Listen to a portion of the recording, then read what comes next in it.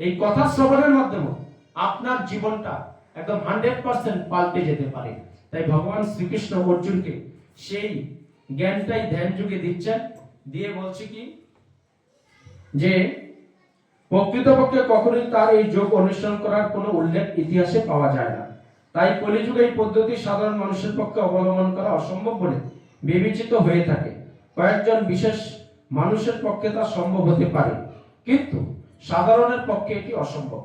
5000 বছর পূর্বেই যদি এই রকম হয়ে থাকে, তাহলে এখনকার কি অবস্থা? যে মানুষ তথাকথিত বিভিন্ন যোগ অনুশীলন বিদ্যালয় ও কেন্দ্র এই যোগ পদ্ধতি অনুকরণ করে আত্মতৃপ্তি লাভ করার চেষ্টা করছে, তারা কেবল তাদের সময়ের অপচয় করছে, জীবনের নিষ্পিত লক্ষ্য সম্বন্ধে তারা সম্পূর্ণ অজ্ঞ। ভগবান শ্রীকৃষ্ণ বলছে, আজকে দেখবেন চারিদিকে যোগের ব্যায়াম, যোগ ব্যায়াম, শরীরের কসরত, এগুলোর জন্য বিভিন্ন মাধ্যম, বিভিন্ন দেখবেন জিম গঠন হচ্ছে, কিন্তু এগুলোর স্থিতি কি? হয়তো একটা সময় আপনার বডিটা একটু ফুলালেন, কিন্তু বডিটা চিরদিন ধরে রাখতে পারবেন? এই বডিটা কি কোনোদিন পানিয়াটি শ্মশানে আপনার যাবে না? তাহলে এই দেহটা বানিয়ে লাভ কি? তাই আমরা জানি যে এই যে কলিযুগে 100 বছর আমরা আয়ু পেয়েছি, কিন্তু জানেন কি আয়ু কখন ক্ষয় হয়? কেউ বলতে পারবেন? সারা দিনের দুটো সময়ে আমাদের আয়ু ক্ষয় হয়। যে যতদিনের আয়ু নিয়ে এসেছি, যদি আয়ু ক্ষয় না হতো, তাহলে আমাদের এই মানব দেহের ছটা পরিবর্তন হতো না। আমরা মাতৃগর্ভ থেকে জন্ম নিয়েছি, তারপরে আস্তে আস্তে বড় হয়েছি, একটা সময় স্থিতি হয়েছে, তারপরে একটা সময় প্রজনন সংসার করেছি, আমি আমার ছেলে মেয়ে জন্ম দিলাম, তারপরে আস্তে আস্তে বৃদ্ধ হলাম, ক্ষয় হলো, তারপরে এক সময় মরে যাব। এই মানব দেহের ছটা পরিবর্তন, সাথে সাথে আমাদের আয়ু ক্ষয় হয়ে যাচ্ছে।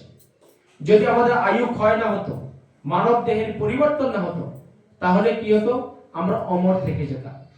তাই আপনারা জেনে যান, আজকে এই পাইনবাড়ির ভাগবত ধাম থেকে সারা দিনের দুটো সময়ে আমাদের আয়ু ক্ষয় হয়। সেই দুটো সময় কখন? এক হলো সূর্য যখন উদয় হয়, আর দ্বিতীয় হলো সূর্য যখন অস্ত যায়। ভক্তরা মাতাজিরা দেখবে, সূর্য যখন উদয় হয় তখন একটা লাল গোলার্ধ থাকে, সূর্য যখন আমার অস্ত যায় লাল গোলার্ধ হয়, তখন কিন্তু আয়ু ক্ষয় হয়। ভগবান শ্রীকৃষ্ণ গীতা নয়, ভাগবতে, বিষ্ণু ভাগবতে খুব সুন্দর করে 3য় স্কন্ধের 2য় খণ্ডে এই আয়ু সম্পর্কে ইনি ব্যাখ্যা দিয়েছেন, যে দুটো সময় আমাদের আয়ু ক্ষয় হয়, কিন্তু ক্ষয় থেকে আমরা বাঁচতে পারি কখন? যদি এই দুটো সময় আমরা কৃষ্ণ ভাবনাময় হয়ে থাকতে পারি, আমরা ভগবানের নাম করতে পারি। যার কারণে দেখবেন বৈদিক শাস্ত্রে বা আপনি শুদ্ধ বৈষ্ণবের সাথে যখন সংস্পর্শে থাকবেন, আপনাকে 9টা 10টা অবধি ঘুমাতে বলবে না। শাস্ত্রে আছে কি ব্রাহ্ম মুহূর্তে উঠতে হয়, 3:30 থেকে 4:30টার মধ্যে আপনার এই আরাম আয়েশের ঘুম ছেড়ে আপনাকে স্নান করতে হয়। যদি 3:30 4:30টার মধ্যে নাও পারেন, 6টার মধ্যে সূর্য উদয়ের পূর্বে আপনি যদি স্নান করে ভগবান শ্রীকৃষ্ণ শ্রীমতী রাধারানী সুন্দর করে পরিষ্কার করে তাদেরকে বিভিন্ন ফুল তুলসী পাতা দিয়ে এবং কলিযুগের যুগধর্ম হরিনাম সংকীর্তন এই সংখ্যাস মালার মাধ্যমে করেন, তাহলে আপনার আয়ু কিন্তু ক্ষয় হবে না। আবার সন্ধ্যার সময় দেখুন, আমরা বাড়িতে সবাই সন্ধ্যা দিতে বিভিন্ন মন্দিরে পূজা অর্চনা কেন হয়? বৈদিক ভাবে হয়। তাই এই সকাল সন্ধ্যায় যদি আমরা সূর্য উদয় এবং সূর্যাস্তের সময় কৃষ্ণ ভাবনাময় হয়ে থাকতে পারি, তাহলে আমাদের আয়ুটা আমরা ধরে রাখতে পারবো। আজ দেখেন অল্প বয়সে দেখবেন সবার মাথার চুল পেকে যায়, চোখের পাওয়ার কমে যায়, হ্যাঁ, দৈহিক কর্মক্ষমতা কমে যায়। কেন? আমাদের চলাফেরা ঠিক নেই, আমাদের আহার ঠিক নেই, আমাদের বন্ধুত্ব ঠিক নেই, আমাদের কার সাথে উঠবো, কার সাথে কি কথা বলবো, সেই সম্পর্কে আমাদের জ্ঞান নেই। তাই ভগবান শ্রীকৃষ্ণ গীতার 4র্থ অধ্যায় জ্ঞান যুগে বলেছেন যে, হে অর্জুন, সেই প্রকৃত জ্ঞানী যে তার নিজের দেহ এবং আত্মাকে জানে। আজকে আমরা কজনে জানি আমার এই দেহটা কি এবং আত্মা কি? আমি যদি 100 জনকে জিজ্ঞাসা করি, তো আশা করব 1জন 2জন হয়তো বলতে পারবে যে আমাদের এই দেহটা কি এবং আত্মা কি। আগে জানতে হবে দেহটা কি? পঞ্চভূতের, আকাশ, মাটি, জল, বায়ু, অগ্নি। এই পঞ্চভূত ছাড়া পৃথিবীতে কিচ্ছু হয় না।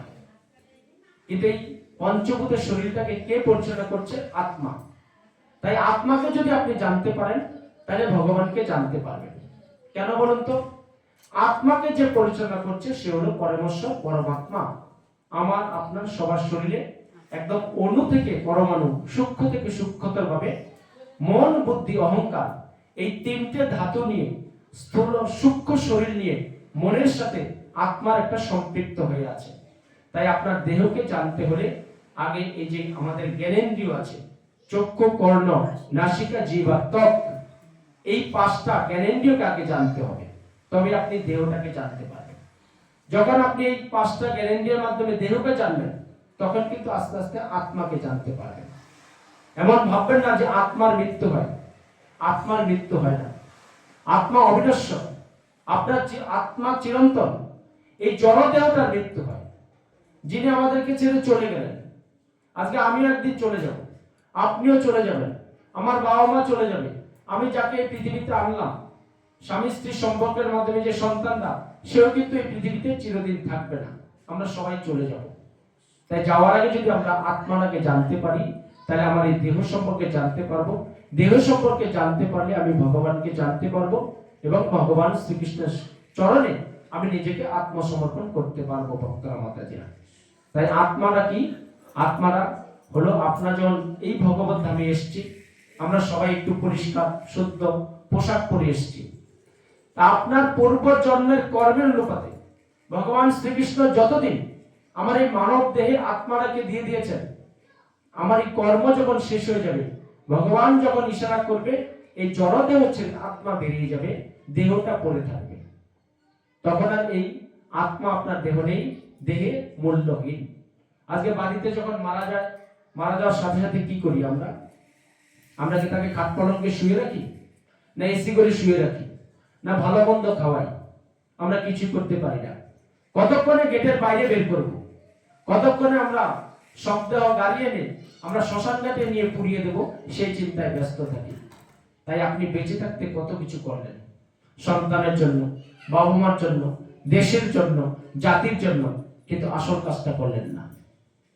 যে ভগবানকে বহির্মুখ হয়ে আমরা যে সংসার করলাম, আমরা দুর্লভ মানব জীবন পেলাম, যাকে নিয়ে থাকা, যার জন্য কিছু করা, যাকে আমরা কথা দিয়ে এসেছি মাতৃগর্ভ থেকে, যে ভগবান তুমি আমাকে তাড়াতাড়ি ভূমিষ্ঠ করো, আমি তোমার নাম করব, তোমার কীর্তন করব, তোমার ধর্ম প্রচার করব।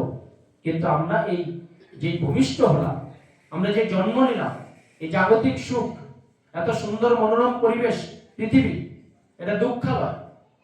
এই আনন্দে মাতোয়ারা হয়ে আমরা ভগবানকে ভুলে গেছি। তাই আমি এক জীবনে অনেক কিছু করলাম, কিন্তু আমার এই জীবনটাকে সার্থক করতে পারলাম না। ভক্তরা মাতাজিরা, তাই আপনি এই মৃত্যুর পরে কি দেহ পাবেন, আপনার কর্মই আপনাকে নির্ধারণ করে দেবে। তাই আমরা যদি সদা কৃষ্ণ চেতনা, কৃষ্ণ ভাবনায় জাগ্রত থাকি, আমরা যদি ভগবান শ্রীকৃষ্ণ শ্রীমতী রাধারানীকে সেবা করতে জানি, আমরা যদি কলিযুগের যুগতম হরিনাম সংকীর্তন অথচ মালার মাধ্যমে জপ করতে পারি, তবে কিন্তু আমরা মুক্তির রাস্তাটা খুঁজে পাবো। শ্রী ভক্তিবেদান্ত স্বামী প্রভুপাদ, যিনি ইসকন প্রতিষ্ঠান করে সারা পৃথিবীকে যিনি কৃষ্ণ ভবনময় করে গেছেন। কৃষ্ণ নামটা ভাববেন না আপনারা যে আমাদের সনাতনীদের শুধু, কৃষ্ণ নামটা ভাববেন না যে বাঙালিদের, কৃষ্ণ নামটা ভাববেন না যে ভারতবাসীদের, কৃষ্ণ নাম সবার। সোনা দেখেছেন তো আপনারা, সোনাতে কি লেখা থাকে যে এটা হিন্দু সোনা, এটা বৌদ্ধ সোনা, এটা মুসলিম সোনা, এটা খ্রিস্টান সোনা? সোনা সোনা, সোনা সবাই করতে পারে। তাই এই ভগবানের কৃষ্ণ নামটা সবার, এটা সবাই জপতে পারে। যখন হরিদাস এসেছিলেন কিন্তু ব্রাহ্মণ কোলে, কিন্তু দাপর যুগে ভগবানের চরণে অপরাধ করেছেন ব্রহ্মা, সেই ভগবানের চরণে অপরাধ করার ফলে তিনি এই কলিযুগে যখন হরিদাস হিসেবে এসেছিলেন।